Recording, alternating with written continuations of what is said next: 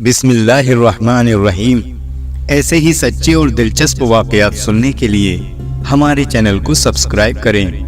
دوستو، عالموں نے اکثر حضرت ہود علیہ السلام کے بعد شداد کا بیان کیا ہے۔ قوم عاد میں دو بادشاہ گزرے، ایک کا نام تھا شدید اور دوسرا شداد۔ یہ دونوں بھائی تھے۔ شدید بڑا بھائی تھا جبکہ شداد چھوٹا بھائی تھا۔ قوم عاد کے بارے میں اللہ تعالیٰ نے قرآن شریف میں فرمایا ہے کہ ہم نے اس جیسی قوم دنیا میں دوبارہ پیدا نہیں کی۔ قوم عاد یمن میں آباد تھی، حالانکہ شدید اور اس کے لوگ مشرک تھے، شرک کیا کرتے تھے، لیکن کہا جاتا ہے کہ شدید بڑا ہی انصاف والا آدمی تھا۔ اس کا انصاف دور دور تک مشہور تھا۔ اس کے انصاف سے شیر اور بکری ایک جگہ پانی پیتے تھے۔ ایک دن اس کی عدالت میں دو آدمی آئے اور ان دونوں نے عجیب سے حالات سنائے۔ ایک آدمی بولا، میں نے اس آدمی سے قیمت دے کر ایک زمین کا ٹکڑا خریدا اور اس زمین پر اب میرا قبضہ ہے، لیکن جب میں نے اس زمین کی کھدائی کی تو اس میں مجھے خزانہ ملا، لیکن میں وہ خزانہ اس آدمی کو لوٹانا چاہتا ہوں، کیونکہ میں نے اس سے صرف زمین خریدی ہے، وہ خزانہ نہیں، اس لیے میں یہ خزانہ اس کو واپس دینا چاہتا ہوں۔ دوسرا آدمی بولا، میں نے زمین اس کو بیچی ہے، اس لیے اس زمین میں جو کچھ بھی ہے وہ سب اسی کا ہے، اس لیے یہ خزانہ بھی اسی کا ہے اور میں یہ خزانہ واپس نہیں لے سکتا، اور میرے سمجھ میں نہیں آتا کہ یہ خزانہ کیوں نہیں لے رہا ہے، کیوں بہانہ بنا رہا ہے۔ شدید نے ان لوگوں سے پوچھا، تم دونوں کی کوئی اولاد ہے؟ انہوں نے کہا، ہاں ہے، ایک کے پاس بیٹی ہے اور دوسرے کے پاس بیٹا ہے۔ شدید نے حکم دیا کہ ان دونوں کا آپس میں نکاح کر دو اور یہ خزانہ ان دونوں کو دے دیا جائے۔ شدید کا یہ فیصلہ سبھی لوگوں کو بڑا ہی پسند آیا اور اس کے اس انصاف کی چرچا دور دور تک ہو گئی۔ حضرت ہود علیہ السلام نے شدید کو ایمان کی دعوت دی، لیکن اس نے سب کچھ ہونے کے بعد بھی منع کر دیا اور شرک کی ہی حالت میں مر گیا۔ اس کے بعد شداد گدی پر بیٹھا۔ حضرت ہود علیہ السلام نے شداد کو بھی ایمان لانے کے لیے کہا۔ شداد نے کہا، اگر میں نے تمہارا دین اپنا لیا تو مجھے کیا فائدہ ہوگا؟ حضرت ہود علیہ السلام نے فرمایا، اللہ تعالیٰ تمہیں اس کے بدلے ہمیشہ ہمیشہ کے لیے جنت عطا فرما دے گا اور تم پر اپنی رحمت اور مہربانی کرے گا۔ شداد نے جواب دیا، اپنی جنت تو میں خود ہی اس دنیا میں ہی بنا لوں گا اور وہاں عیش و آرام کے ساتھ رہوں گا۔ اس کے بعد شداد نے دنیا میں ہی جنت بنانے کا مضبوط ارادہ کر لیا۔ اس کے بعد شداد نے ملک کے کونے کونے میں یہ پیغام بھیجا اور حکم دیا کہ سب کے پاس جتنا بھی سونا چاندی ہے وہ سب کے سب اس کے پاس لا کر پیش کیا جائے۔ اس طرح اس کے پاس بڑی تعداد میں سونا چاندی ہیرے جواہرات جمع ہو گئے۔ پھر اس نے ایک خوبصورت جگہ کی تلاش کرنی شروع کر دی اور اسے وہ جگہ مل بھی گئی۔ وہ جگہ ایسی تھی جہاں کی ہوا جنت کی ہوا کی طرح خوشبودار تھی۔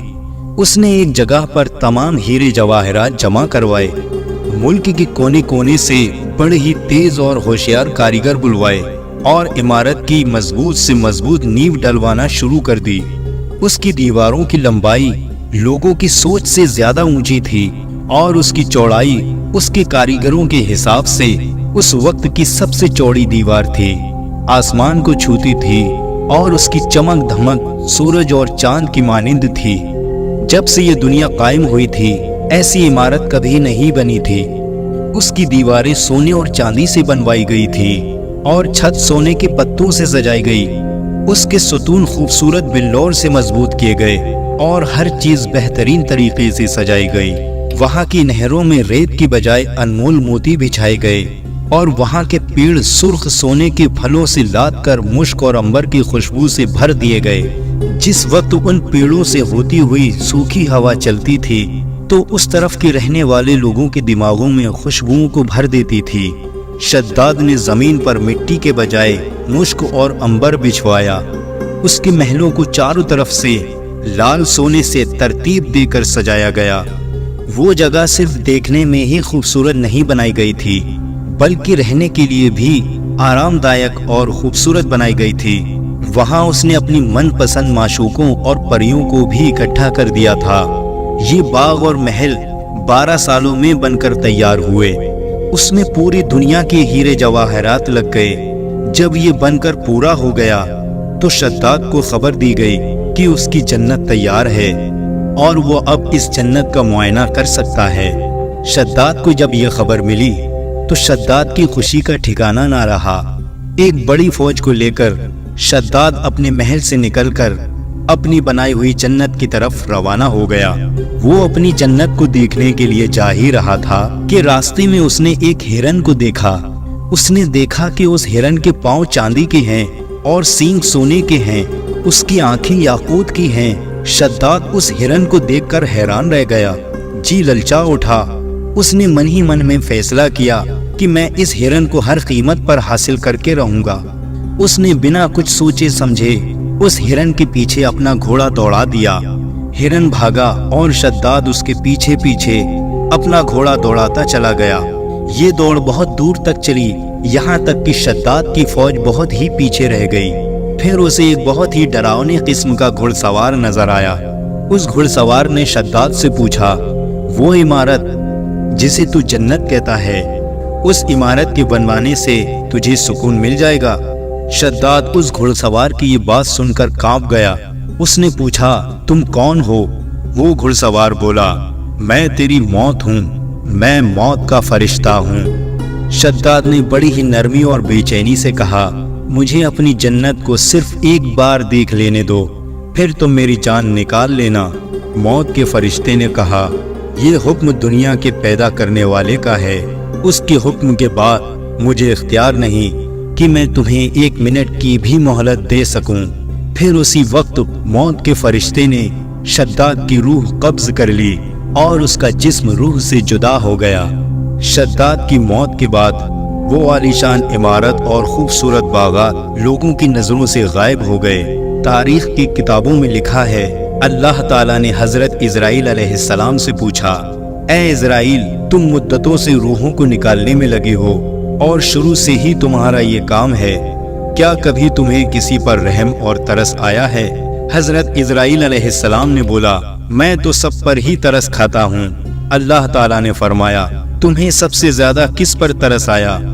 तब हजरत इजराइल अलैहिस्सलाम ने कहा कि ए अल्लाह, मैंने एक दिन आपके हुक्म के मुताबिक एक नाव को तोड़ दिया था और उसके तख्ते अलग अलग कर दिए थे। हवा का झोंका आया, नाव डूब गई और नाव वाले बिजली की तरह कुछ ही देर में खत्म हो गए। मगर एक औरत जिसके पेट में बच्चा था, उसको हुक्म के मुताबिक नाव के तख्तों का सहारा बनाकर बचा लिया। वो तख्ता फरिश्तों ने एक जजीरे के पास पहुंचा दिया। जिस वक्त एक लड़का उस औरत के पेट से पैदा हुआ तो माँ बहुत परेशान हुई। आपका हुक्म हुआ कि माँ की जान निकाल लो और अकेले उस लड़के को उसके पहलू में पड़े रहने दो। ऐ मेरे परवरदिगार, उस वक्त मैं रो दिया और मेरे मन में ख्याल आया कि इस बच्चे का क्या हाल होगा।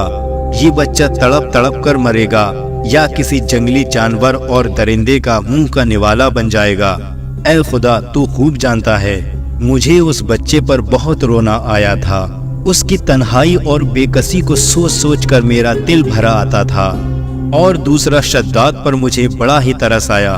उसने कई बरसों में इमारत बनवाई, लेकिन उसकी एक झलक भी देखने से महरूम रह गया और दिल में हसरत और अफसोस लिए ही इस दुनिया से चला गया।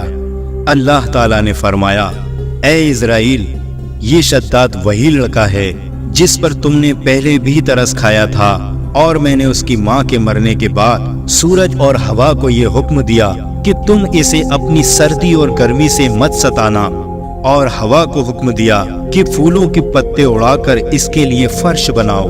फिर उसके दोनों अंगूठों से दूध और शहद की नहर मैंने बनाई। कितनी मेहरबानियों के साथ मैंने उसकी जान बचाई, उसे दौलत से नवाजा, बादशाह बनाया, दुनिया की सारी नेमतें उसे अता फरमाई। लेकिन फिर भी इन नेमतों का शुक्र अदा करने के बजाय वो खुदा होने का दावा करने लगा।